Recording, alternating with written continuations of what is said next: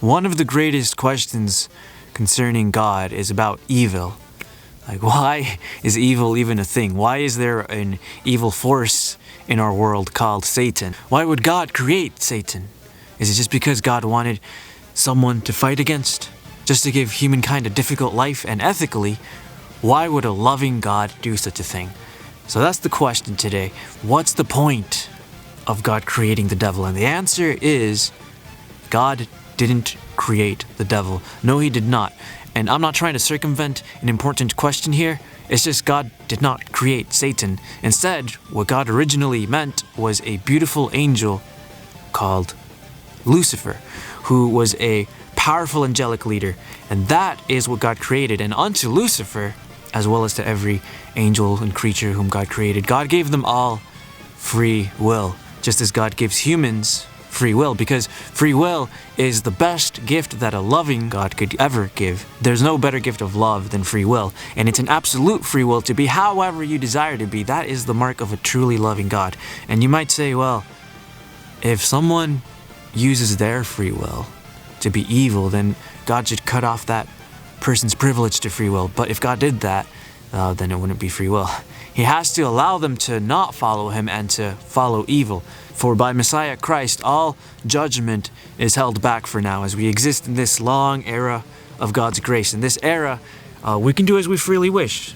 This grace, with earth being this temporal chamber of free choice, it sort of reveals this grand divine wager. And it's a wager implying, if God created creatures of free will, who see little to no reason to believe God even exists, would they flagrantly discard every last possibility of his existence? Or would they seek him and find him, even if it's just through the undying feeling that there has to be something beyond what we see? Faith. If he gives us a choice, if God gives us a choice, would we still choose God? Because if he was here in his full glory, everyone would choose him. But if he's invisible to us, then all other choices stand a chance. Free will. Let the bird fly. See if it wants to come to be with you or not. But of humanity, how many or how few would come back to the Creator? It's a grand test of true love, because if God's existence was obvious, then sure, everybody would believe in God, but they'd all conveniently come close to him even if they didn't want any friendship with God. What's wrong with that? Everyone would choose heaven. Well, they're devoid of any devotion. Potentially, that could create a series of Luciferian-like rebellions over and over across all of eternity. It would be a disastrous situation. Therefore, the combination of trivial evidence and free will is a more perfect plan. I think with all the evil in the world today, we can agree that one Luciferian rebellion was enough. But then, why did God even allow that one rebellion in heaven in the first place, where a third of heaven's beings betrayed God? And now, theologically speaking, they are the ones influentially responsible for all this evil we see day in and day out. Sure, it was only a matter of time before a rebellion would happen because of free will. But why would God allow for that heavenly rebellion? As much as it hurts to say this, the only answer that I can see is that evil is a necessary element to reinforce a resolute decision in us. I know how that sounds, but the horrors that many face now are but a small taste of what eternal separation from God would feel like in outer darkness. Evil, therefore, serves as one of the pieces of the trivial evidences that can help turn us to God, through whom we may feel a small taste of what eternity with God might feel like, a state of eternal perfection that would be. And thus, in this life here, we can make a resolute decision to desire God instead of what we feel around us. Wherefore, even throughout eternity, in his eternal kingdom, we will never even think to rebel from God, because we will be able to remember our days, our former days on earth, here on earth, where we experienced a small taste of separation from God, aka the evil and suffering of this world that we experience now. And by the way, all of that is the same reason why God gave the law and the Old Testament.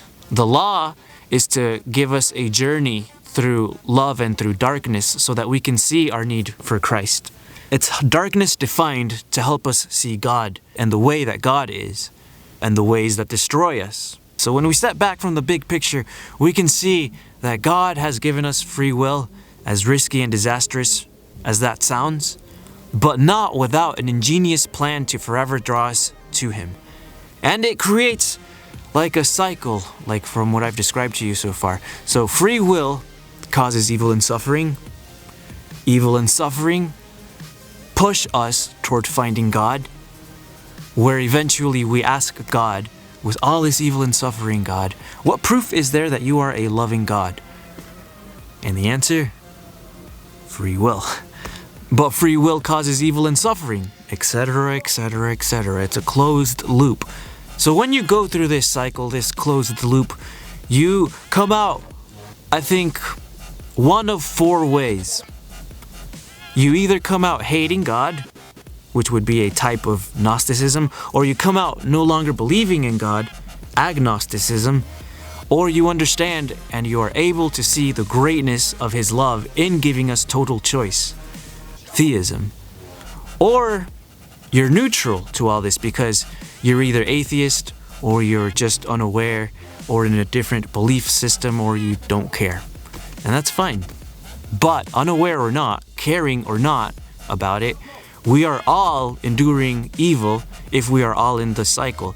Might as well call the cycle Earth, you might say. Except remember, it's not just humans going through this loop. It's also extra-dimensional beings, namely Satan, who we are focusing on today. So back to Satan. And Satan came out of it hating God, destroying and corrupting every good thing that God created, spreading evil, spreading suffering into the human world. It's Satan's attempt to sway us away from God, or at least to have us hate God as he does. But when you know how Satan operates, then you won't be misled by Satan. So this closed loop, this cycle of free will correlated with evil, we are all going through it, stuck in it until we are able to exit the mortal corpse. The cycle may not be pretty, but at least it leaves us wanting nothing to do with this devil-ridden world. And it's a total backfire for the Luciferian rebellion, because the more Satan messes up our lives, the less we want to side with him. Of course, this only works when you are aware of how Satan operates, when you accept his existence, or at least you accept the existence of a conscious darkness in our world, if you would rather not call it Satan. Semantics and this weird people. I'm weird. I know I'm crazy. Whatever. Anyway, the plan of God is a masterpiece. And if you can't grasp it now, or you don't accept that it can be perceived as a masterpiece, I think you will anyway at the end of age. So God certainly is loving in that he did not hold back this gift of free will. Not even for Lucifer, God didn't hold back on his gift of free will. Well, Lucifer, as powerful as he was, abused his gift of free will. And God probably knew that that would happen. But free will is to Lucifer as it is to us. Now Lucifer is better known as Satan, and it is unfortunate that he is as powerful as he is, that he is as strategic and as influential and as wicked as he is, but he, Satan, like all of us today, had a choice. And God remains loving for having given Lucifer a choice. So now we can see that all the evil in the world is not the result of a careless God. Evil is the unfortunate result of a God that is so loving that he took the risk of giving everybody free will, implying that bad things happen to good people, not because it is God's doing, but because people freely choose to do evil toward one another. Even natural disasters occur not because God is striking us, but because nature is acting naturally on its own. Otherwise, it wouldn't be fair if nature showed favoritism. Though recently, there is climate and quake research in natural disaster manipulation for purposes of war. Again, that's mankind doing it to ourselves. So nature does its thing, people do their thing, Satan does his thing. So what does this all mean? What does it mean for God? Well, it really begs the question, has God abandoned us to our own will to the will of one another, abandoned us to Satan's will? Is there no resolve to all this unfair evil that is being done to us? There is a resolve. Even with all the influential darkness of Satan upon this world, there will be justice. A day of judgment, of righteous judgment, will happen. God has not abandoned us or forgotten us. And all that is evil ought to feel terrified, because that terrible day will be the most fair judgment since the beginning of time. Every intelligent being that ever lived will get the destiny that they deserve from the Almighty. It will be a terrible day for Satan and for Satan's angels. It will be a terrible day for everyone whose life didn't measure up to God's level of holiness. And no, I'm not up here saying that I'm perfect. Looking at what I've done in my life, I'm not going to make it on Judgment Day. So this goes for me. This goes for everyone. Judgment Day, a look back on your life, because every day we have so many opportunities to choose to express love for one another, not darkness. To love strangers as we love ourselves. And that's hard. For some of us, that's really hard. There's the daily opportunity to love our Creator, and when we express love for others, it affects them in a way that causes them to express love to others, and so forth. And so it's a ripple effect for evil or for good. And on that terrible day, that Judgment Day, which will be terrible for many, we will see the ripple effect of everything we ever did for every single day of our life. Your entire history and the impact that it had, all flashed in a split second for all of existence to see. Everything that has been done in secret will be made known to all. Nothing will be hidden from the Creator, who is Almighty. Nothing can be hidden from Him, because He is the God who is all-knowing. He is the source of all things.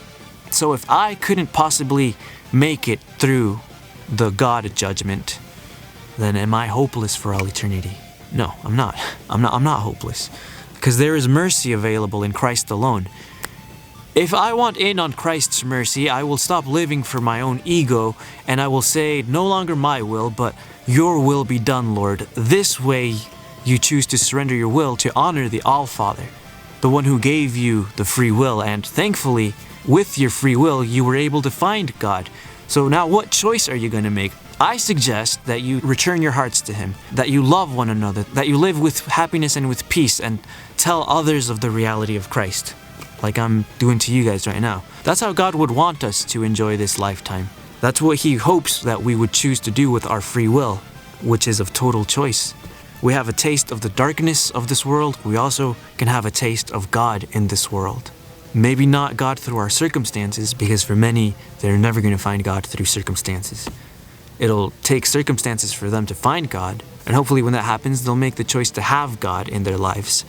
On the Judgment Day, everything will be made right on that day, as multitudes will be allowed into the world of God, allowed into the new heaven and into the new earth, thanks to Christ's available mercy. Now, in closing, if after hearing this message, you realize that Satan has a foothold on your life, well, it's time you surrender your all to Christ. He can save you and instill your soul with peaceful immortality to say, God, I want what you have to offer. Free me from the grip of Satan. I choose you, God. And if you meant what you just prayed wholeheartedly, then welcome to the family of believers. See you in the next one.